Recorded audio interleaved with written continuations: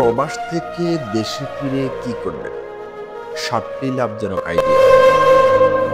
রহিম অনেকদিন বিদেশে থাকত, ওখানে অনেক কষ্ট করত আর সব সময় দেশের কথা ভাবত। টাকা জমিয়েছিল দেশে ফেরার একটা স্বপ্ন নিয়ে।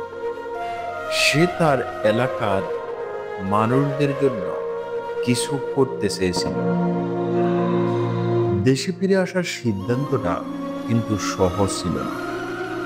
অনেকেই ওকে বিদেশ থেকে যেতে বলেছিল, কিন্তু রহিম তার দেশের প্রতি, তার মাটির প্রতি একটা টান অনুভব করত। সে বাংলাদেশের ভবিষ্যৎ নিয়ে আশাবাদী ছিল। দেশে ফেরাটা ছিল আনন্দ আর একটু ভয়ের একটা মিশ্রণ। ওর ব্যবসার চিন্তাটা কি কাজ করবে, ও কি সফল হতে পারবে, কিন্তু ওর মনের জোর ছিল ভয়ের চেয়েও অনেক বেশি। রহিমের গল্পটা হলো আশা আর সাহসের একটা গল্প। এটা দেখায় যে স্বপ্ন সত্যি হতে পারে। ব্যবসা শুরু করাটা ছিল একটা বিরাট কঠিন কাজ। রহিম দেখল বাংলাদেশের পরিস্থিতি অন্যরকম। ওকে নতুন নিয়ম কানুন শিখতে হয়েছিল আর এখানকার বাজার বুঝতে হয়েছিল। ওর সামনে এমন অনেক বাধা এসেছিল যা ও ভাবতেও পারেনি। সঠিক তথ্য খুঁজে বের করাটা খুব কঠিন ছিল।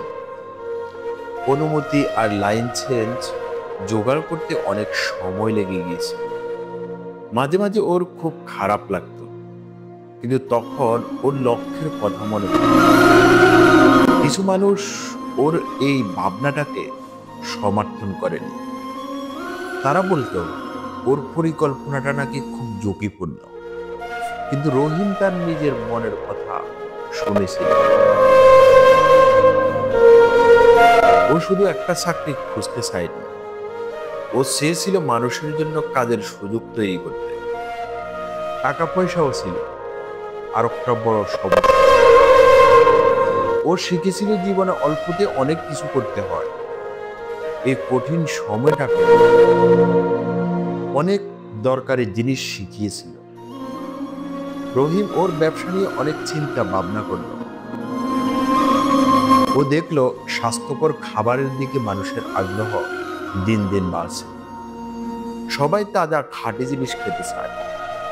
এটা থেকে ওর মাথায় একটা দারুণ বুদ্ধি আসলো। ও ঠিক করলো যে একটা অর্গানিক খামার করবে। বাংলাদেশের মাটি খুব উর্বর, চাষ করার জন্য একদম ঠিকঠাক। ওখানে সে স্বাভাবিক উপায়ে শাকসবজি আর ফল ফলাতে পারবে। এই চিন্তাটা ওর মনে নতুন করে শক্তি জোগালো।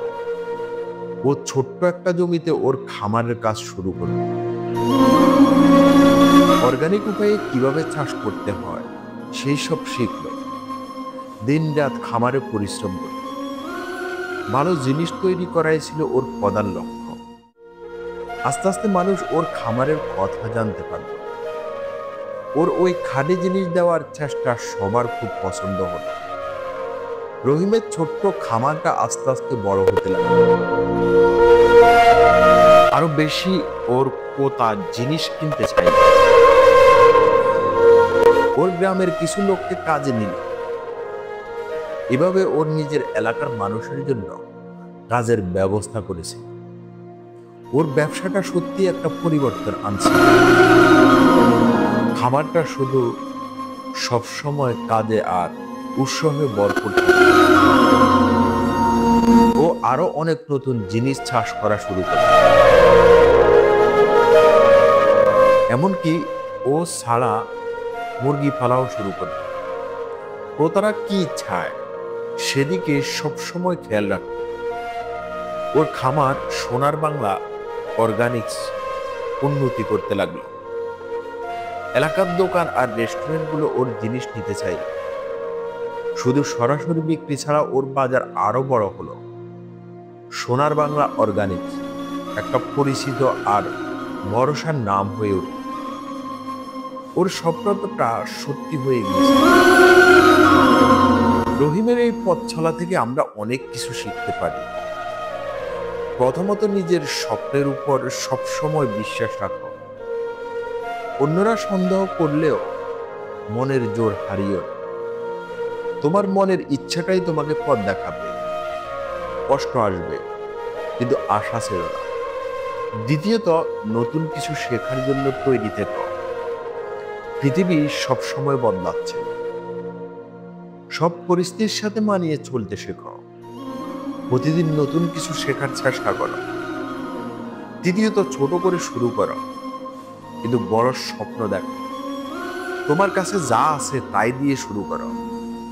সবচেয়ে ভালো জিনিস তৈরি করার দিকে মন দাও। সবশেষে কখনো হার মেনো না। তোমার নিজের সফলতার গল্প লেখার জন্য অপেক্ষা করছে। ভিডিওটি যদি আপনাদের ভালো লেগে থাকে তাহলে অবশ্যই একটা লাইক দিবেন। আর আমাদের চ্যানেলে যদি আপনি নতুন হয়ে থাকেন তাহলে অবশ্যই চ্যানেলটি সাবস্ক্রাইব করে পাশেই থাকবেন। সবাই ভালো থাকবেন, সুস্থ থাকবেন। আল্লাহ হাফেজ।